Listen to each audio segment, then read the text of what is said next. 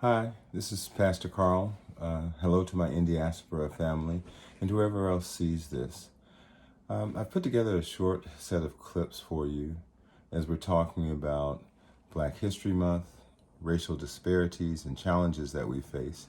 And I'd like for you to listen to them, watch them one by one, and at the end, the fifth one, is one to start a conversation with your family, with people at work, with your friends wherever you are, people who you really want to wrestle with this issue with. If you're going to make something happen, then you're the one that has to make it happen. No one usually feels really comfortable opening up the conversation about racism. But if you don't do it, who will? Join me in this conversation. Thanks so much.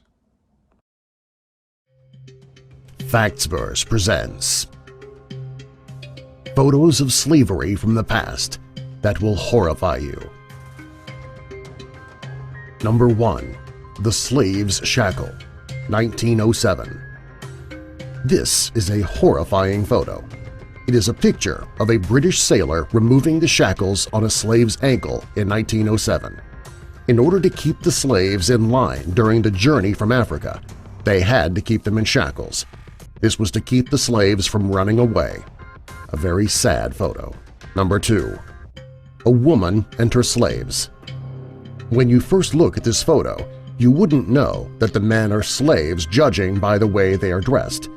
The major clue is when you look down at their feet and you see they have no shoes on.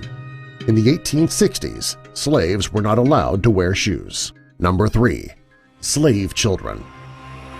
Seeing photos of adult slaves is bad enough, but seeing child slaves is completely heartbreaking. Fortunately, by the time these children grew up, slavery was abolished. This gave them both a chance at a happy and productive life. Number 4. The African Slave Ship. Of all the photos of slavery from the past that will horrify you, this is possibly the worst. Back in slave days, ships went to Africa and they pulled these poor people from their homes to put them on ships and bring them overseas to be slaves. The number of Africans. Hi, welcome to America Uncovered. I'm your host, Chris Chappell. On today's show, we're going to cover an easy, simple topic: slavery. I think we all have in our minds some kind of idea of what slavery in America used to look like. Well, guess what? That's not a picture of the antebellum South. It's actually a picture from a modern-day American prison. But slavery is illegal in the United States, right? Right. The 13th Amendment says neither slavery nor involuntary servitude shall exist within the United States. Except there's this one little thing. It's okay if it's punishment for a crime. And that one little exception is why some people say slavery is alive and well in the prison systems in the United States. The United States has a lot of people in prison. The U.S. has 5% of the world's population, but 25% of the world's prisoners. The other 75% of us are just prisoners to our smartphones. You know it's true. You're probably using your smartphone right now. The U.S. has 1.5 million people in state and federal prisons, and 750,000 more in our jails. 1 in 4 adults in this country has a criminal record. That's more than the number of people with bachelor's degrees. But they don't end up with crushing student loan debt, so you win some, you lose some. And prisoners are often put to work to make everything from mattresses to road signs to goat cheese for Whole Foods. Hold on, if prison labor made the goat cheese at Whole Foods, why is it still so expensive? But as for prisoners in the U.S., a disproportionate number of them are black. Why that is, well, that would take a whole other episode. Suffice it to say, there are even more black Americans in prisons than whites, despite being a much smaller share of the national population. And when you see, for example, black prisoners working in the fields of a former plantation turned prison, like in this documentary Angola for Life, well, it's not surprising that some people compare prison labor to slavery. Okay, more than some.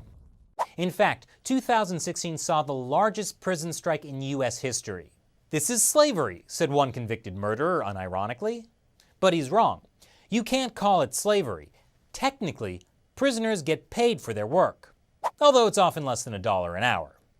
But technically, that's not slavery. Except in 5 states where most prisoners don't get paid at all. But according to Prison Policy Initiative, prison labor is worth about $2 billion a year. So you might be wondering, how is this legal? Well, it's that little exception in the 13th Amendment, that's how. This morning in our series, we call it School Matters, we're taking a look at racial inequity in education. Test scores show the achievement gap between students of color and their white classmates widens as high school graduation approaches. Adriana Diaz is at one high school in suburban Chicago where a diverse community struggles to find equality in the classroom. Adriana can't wait for this. Good morning to you. Good morning, Gail. Oak Park, Illinois is one of those communities that prides itself on being diverse and progressive. People move here because of that. So this might be where you least expect racial inequalities at school. But as they explained in a new docu-series, some students who go to school here tell a different story. One thing about being a kid of color in the American school system is definitely just everything is stacked against you. Some kids have that mindset growing up. They can be like 10 growing up, like the world doesn't see me as worthy. I've always noticed the racial makeup of my classes and how being in more advanced classes, like there are definitely more white students. Charles Donaldson, Grant Lee, and Caroline Roebling-Greist all say racial inequity exists at their school, where cameras followed them for the Starz docuseries America to Me, beginning in 2015. And a lot of people are talking about it around the school, and I think like maybe every day, like maybe 2 to 3 new people come up to me. Oak Park River Forest High School is in an upscale and progressive Chicago suburb that prides itself on embracing diversity. We've seen a lot of films and a lot of focus on poor, besieged communities, public schools with no funding, violence in the community. But what's going on in a place like Oak Park, where a lot of those more obvious obstacles to education equity are kind of eliminated? Director Steve James is from Oak Park, and his 3 children went to the school. Much of his work explores racism and adversity, including the critically acclaimed Hoop Dreams in 1994. America to Me is the first time he's covered similar themes in his own neighborhood. When you are dealing in a very liberal community where people feel like they have a tremendous amount of self-awareness and sensitivity, then it brings to the fore the ways in which we are not as sensitive as we may think we are. Where is 230? The series captures universal teen trademarks. Who's looking for 230? Getting lost as a freshman. That was him. And high school crushes. That was him. But frays in the school's diverse racial tapestry quickly come into focus. Some black and mixed race students say they feel like outsiders. I knew that this school wasn't in a sense for me. All the white kids, they know that they never have to question whether or not they should be here. Inequity also appears in the numbers. White students at the school scored an average of 33% higher than their black peers on standardized tests in 2016. What did you think of this series when you saw it? Had a lot of emotions. Principal Nathaniel Rouse was against the docuseries from the start, but the school district voted to let the show go on.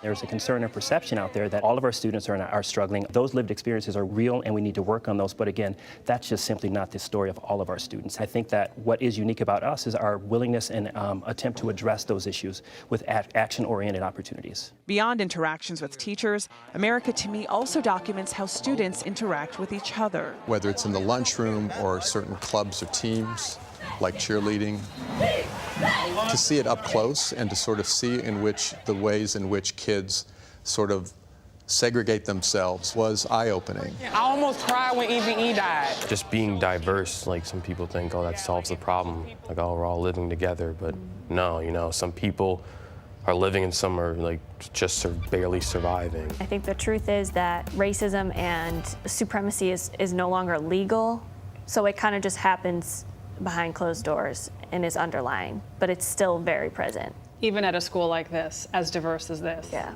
How do you think schools should fix this kind of problem? I definitely think there needs to be more talks, focus on trying to stop that institutionalized racism. And it's not only in the high school, you need to go back to the elementary school, back to the middle schools, because that's where those things can form in some people's heads. There needs to be curriculums and things taking place that can form better equity, because it's never going to be perfect, but we can at least try.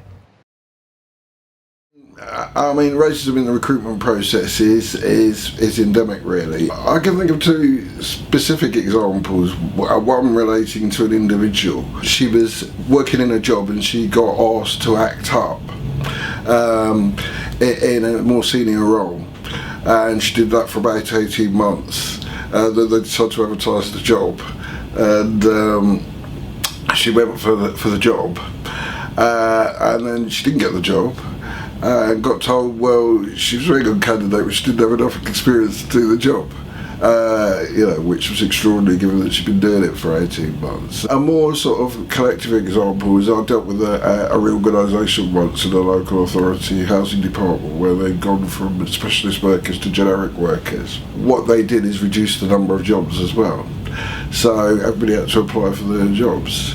The only people that didn't get the jobs exclusively were the black women that worked in that housing department. About 5 or 6 years ago, the government done a CV testing exercise, where they put out the same CVs but with different names to employers, and those with the BME names didn't get interviews. It was a bit better in the public sector where there's sort of recruitment sort of application forms and sort of more agreed recruitment processes, formal recruitment process. But in the private sector where it was CVs, it was absolutely terrible. People talk about disparities. Actually, what we're really talking about, and people don't want to talk about it, is institutional racism. Often what you'll hear in terms of recruitment is people talking about, well, yes, we've got equal opportunities policies, we don't think we're racist.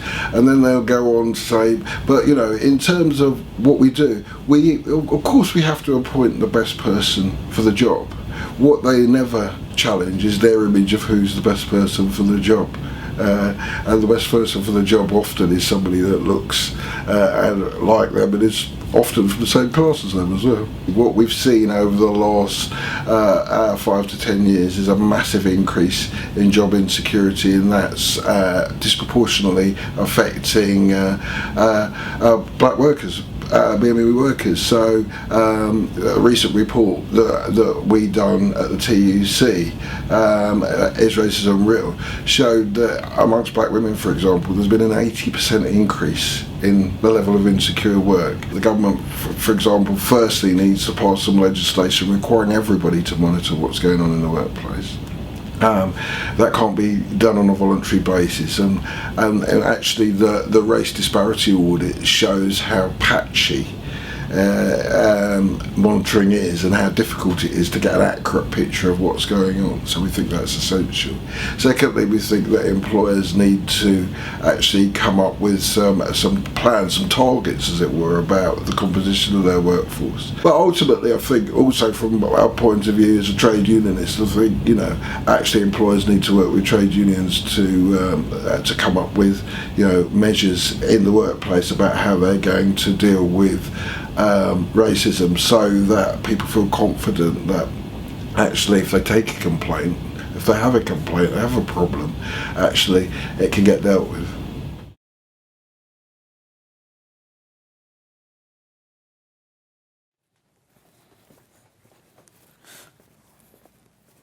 Hey, you guys see this? What? This brother got shot on his way to see his grandmother by the cops. They call out to him, he didn't stop. Turns out he's deaf. Deaf? Deaf. And now he's in critical condition. Are you kidding me? Are there protests going on? There could be 1,000 protests. It's not gonna change anything that's going on. Well, at least they're talking about it now beyond the black community. Yeah, maybe. But there's no way that any change is gonna happen unless they understand what we're going through.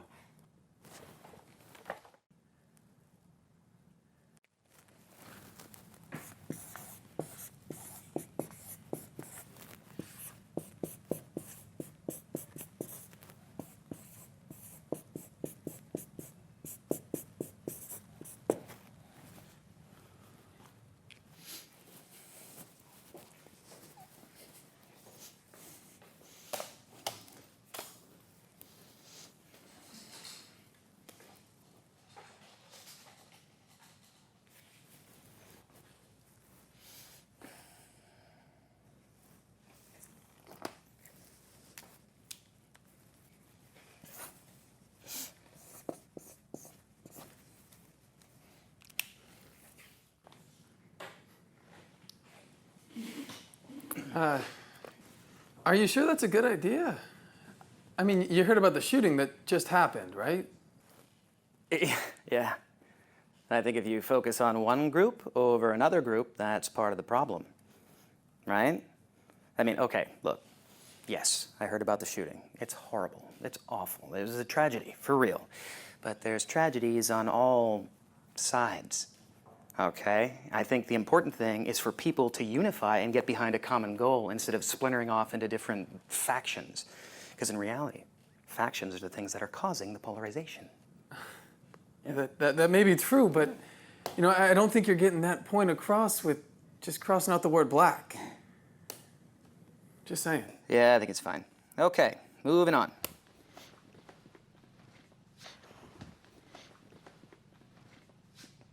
Wow. Really? What, are you surprised? This is a slap in the face. That's exactly what it is.